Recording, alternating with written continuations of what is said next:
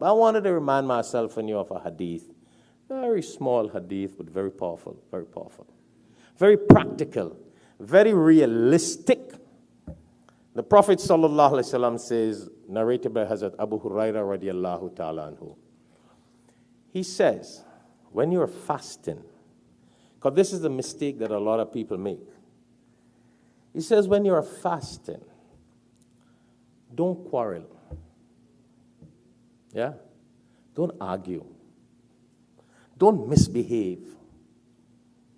Don't act unmannerly. See how important that is? It's Ramadan. Come on, our attitude, our modus operandi, our mannerism should change. Very powerful hadith. And then he went on to say, so he was saying this, don't do that, don't. I mean, a Muslim, you got to look so different, so different, so different. You know, listen, brothers and sisters, this is so important. You know, last night, after dhikr here, 10:30 in the night, now you probably think I don't get food, but I drove through Taco Bell. And my wife was with me. The cashier is a white guy. Wow, you guys look nice, man. I said, because we're coming from church. He said, what church? What church you guys go to? I said, we go to the mosque at Darul Umm. Oh, okay, I know the brother there. You know brother so-and-so? He said, I used to work for this Muslim brother, and that's the mosque he goes to. And I know of you guys in the mosque. Oh, subhanallah. See the difference? He says, and Muslims, nice people, love that. This Muslim brother, good friend, I worked for him. And he always tell me about the mosque, and I got to come there. My point is, I turned to my wife and I said, you see why you must not argue with people? What if the line was pretty long? Eh? Looks like a lot of people don't get food. Long line, 10:30 in the night.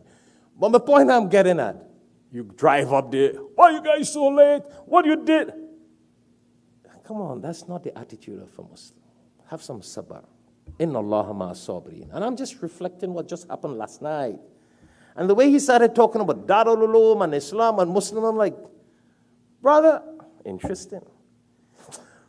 But if you and I, with the name Muhammad and Ali and whatever you look like, or have, and our attitude stinks, that's a barrier, a wall towards dawah, spreading the message of Islam. Always remember, Islam was not spread by the sword. Islam was spread by the mannerism, the good mannerism of the Prophet ﷺ. That wins the hearts of people. But if we would have acted wrongfully, argue, yeah, the other person was wrong, he's late, he shouldn't do it. That doesn't matter. How many people did what to our Prophet ﷺ? And his reflection was so kind, so smiling, so beautiful, so loving. And then it won the hearts of people. So I don't want to go off on a different topic, but as we're on Ramadan, I'm saying to myself and you, Ramadan, please, at least let Ramadan change our mannerism. Let Ramadan change our style of speech, our tone of speech. Let Ramadan change our attitude, the way we talk to people, the way we deal with people. Yeah, we know that Kasha was wrong and the Kasha didn't do this and miss, but that doesn't give us the right to act like a non-believer.